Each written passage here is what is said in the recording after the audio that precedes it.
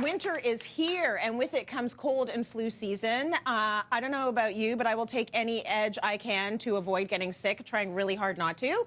So here to help us boost our immunity and boost our mood, Chef Trevor Lui in the house. You're already boosting the mood because we started by dancing, right? Monday motivation. That's what we do. So let's talk a little bit about making our own broth.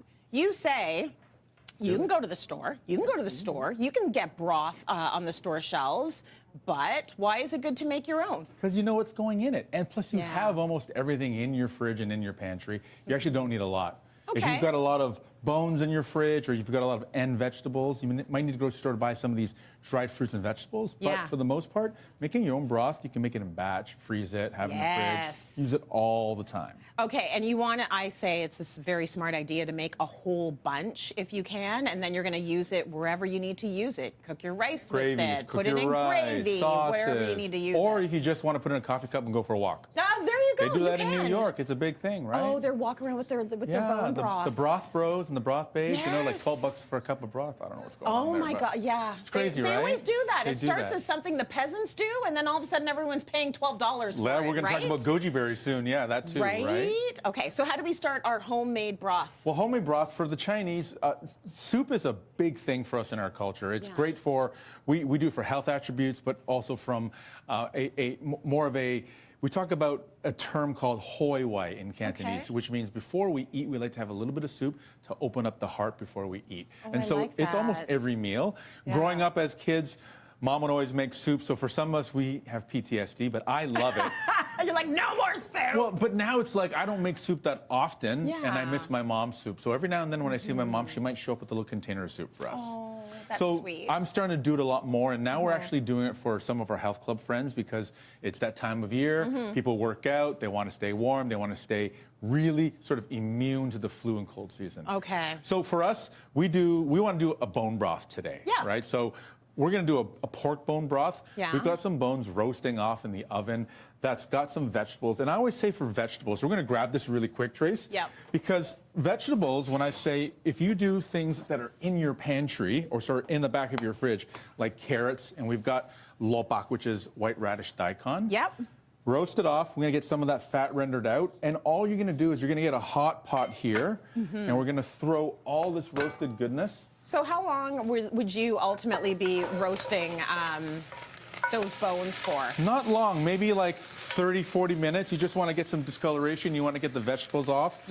You want to bring this heat a little bit down, because what we're going to do is we don't want to waste anything that was in this pan. There's a lot of that fat and goodness. You know, a lot of the collagen from chicken bones and pork bones is really good for your skin, right? So you want to keep all this roasted off in here.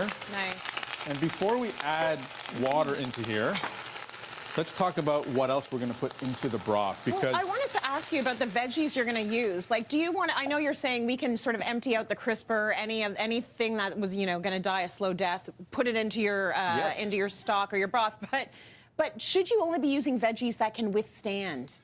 You know, veggies are great, and I always say when you're using your veggies, use whole veggies. Don't peel, don't throw the ends away, use the whole thing. But if you go to a grocery, an Asian grocery store, or even a medicinal store, you get a lot of these great things that you probably walk by, but you don't know what it is, but they've got great health attributes. We've got this, we call these jujubes, but they're actually dried red dates. Red dates, Used for soup a lot. We have a licorice root here. So that's going to taste like licorice? A little bit. So a little bit of a bite, but not much. It's very subtle. We've got this, which is a long and lily flower, dried. Oh, nice. So that's an actual flower? Yeah. So this is actually, my mom would pick these out of the soup when they're hydrated, because I love these. These are Chinese yams that are dried up, right? They look like a coconut almost. Yeah, or like a nail file. Or like But don't use that. Don't do that. Don't do that. And then we've got water coconut. So from the coconut family. And so I've got all of this stuff. Basically, you could just put all that into your stock. So generally, we would get this boiling up to a certain level until it's sort of like bubbling. And then you want to add all this fun stuff.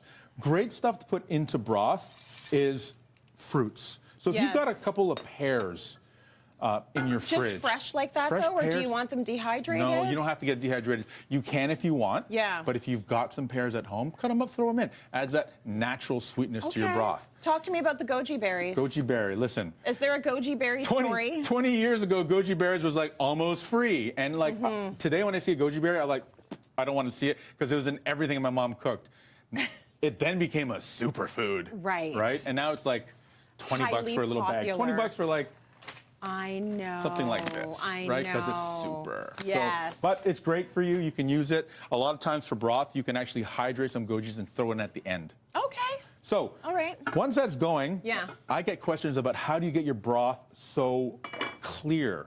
Yes. What you do is once your broth is there, and listen, a good broth takes 2 to 3 hours. You let it simmer for a while, and then you're going to take basically a strainer, a bigger one than this. But what you're basically going to do is you're going to take all the good in here, all the sediment, and you're just going to take the broth out.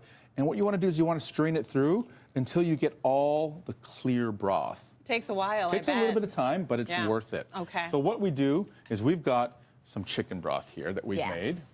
And I want you to try this. I'll give you a little bit so it's not too hot on you. You had the sort of, like when we think of bone broth and, you know, we're looking for all of these benefits that come with immunity, there's also something like collagen and the gelatin that's in there that you get from the bones that people absolutely want and love in their bone broth. So that's the stuff that looks all gelatinous. Correct. If you're just making this veggie, you don't get that gelatinous. You don't get the gelatinous, but you could still get the attributes of all the vegetables. Still immunity. You just don't get that that animal fat content. Right. But you can still get umami. And what we like to use is mushrooms. Okay. Particularly like a dried shiitake.